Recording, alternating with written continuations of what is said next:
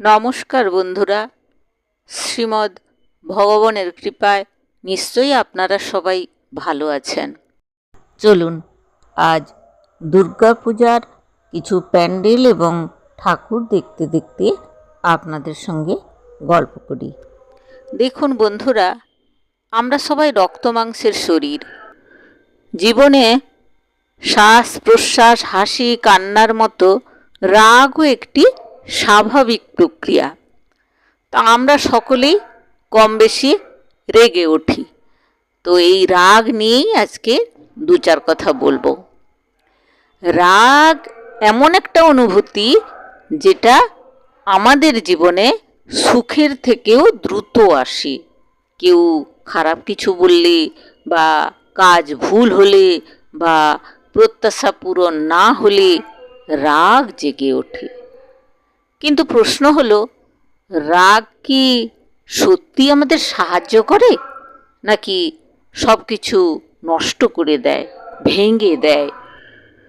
রাগের প্রভাবে আমাদের কি হয় সেটা আগে আমরা জানি। রাগের কারণে আমরা ভুল সিদ্ধান্ত নিই, সম্পর্ক নষ্ট হয়, সে বন্ধু হোক, পরিবার হোক, কিংবা ভালোবাসার মানুষ কিংবা সহকর্মী, সবার সাথে। আর শরীরের উপরের প্রভাব পড়ে, হার্টবিট বেড়ে যায়, মাথা গরম হয়ে যায়, স্ট্রেস হরমোন বেড়ে যায়। একটা ছোট উদাহরণ দিই আপনাদের। ধরুন আপনি অফিসে কাজের চাপের মধ্যে আছেন, হঠাৎ সহকর্মী কোনো ভুল করলো, আপনি চেঁচিয়ে উঠলেন। পরের মুহূর্তে অফিসের পুরো পরিবেশটাই খারাপ হয়ে গেল। রাগ আসলে কেন হয় বলুন তো? বেশিরভাগ সময় রাগ আসে যখন আমাদের অহংকার বা অতিরিক্ত প্রত্যাশা থাকে, সেখান থেকে।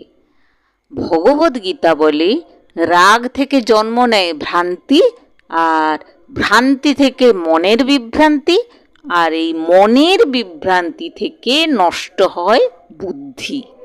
তাই রাগ এমন একটা আগুন যা প্রথমে অন্যকে পোড়ায়, পরে নিজেকেও পোড়ায়। তো এখন আমরা রাগ নিয়ন্ত্রণের কিছু উপায় জানব। রাগ নিয়ন্ত্রণ করার জন্যে শ্বাস নিয়ন্ত্রণ করুন। অর্থাৎ আপনি প্রথমে খুব গভীরভাবে শ্বাস নিন, খুব তাড়াতাড়ি করে, তারপর ধীরে ধীরে শ্বাসটাকে ছাড়ুন। আর চুপ থাকবেন, সাথে সাথে উত্তর দেবেন না।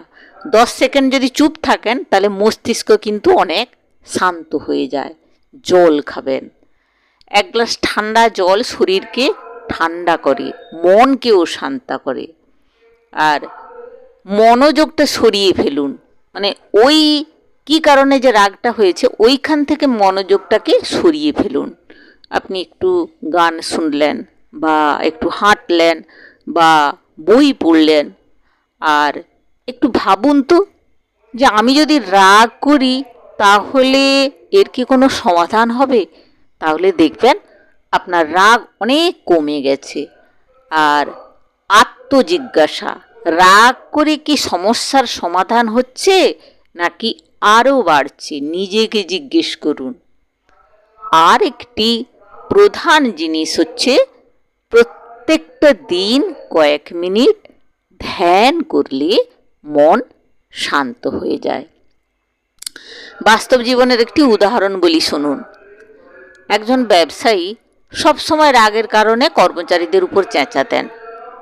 ধীরে ধীরে সবাই তাকে এড়িয়ে চলত। পরে তিনি এটাকে নিয়ে অনেক চিন্তা ভাবনা করলেন এবং তিনি কি করলেন, তিনি তার শ্বাস প্রশ্বাসের টেকনিকটা শিখলেন।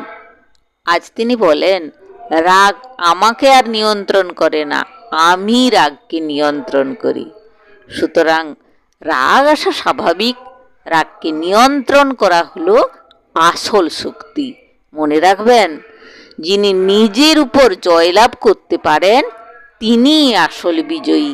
তাই পরের বার রাগ আসলে একটু থামুন, শ্বাস নিন, আর নিজেকে বলুন, আমি শান্ত থাকব। এই রাগ নিয়ে গীতাতে শ্রীকৃষ্ণ স্পষ্টভাবে বলেছেন, কামাৎ ক্রোধ ভবতি, অর্থাৎ অতিরিক্ত কামনা থেকে জন্ম নেয় ক্রোধ। ক্রোধাৎ ভবতি সংমোহ, ক্রোধ থেকে হয় বিভ্রান্তি। সংমোহাৎ স্মৃতিভ্রংশ, অর্থাৎ বিভ্রান্তি থেকে হারিয়ে যায় স্মৃতি। স্মৃতিভ্রংশাৎ বুদ্ধিনাশ, স্মৃতি নষ্ট হলে বুদ্ধিও নষ্ট হয়। বুদ্ধিনাশাৎ প্রণশ্যতি, আর বুদ্ধি নষ্ট হলে মানুষ ধ্বংসের পথে যায়। অর্থাৎ গীতা বলে রাগ হলো এমন একটা সিঁড়ি যা ধাপে ধাপে আমাদের পতনের দিকে নিয়ে যায়। তাই বন্ধুরা, আপনার যদি রাগ হয় তাহলে গীতার এই শিক্ষাগুলো স্মরণ করবেন আর মনে মনে শ্লোকগুলো উচ্চারণ করুন, তবে ভেতর থেকে শক্তি পাবেন নিজেকে সামলাতে। তো বন্ধুরা, আমার এই ভিডিওটি যদি ভালো লাগে অবশ্যই সঙ্গে থাকবেন, আপনার পরিবারের সদস্য করে নেবেন। ধন্যবাদ, নমস্কার, ভালো থাকবেন, সুস্থ থাকবেন।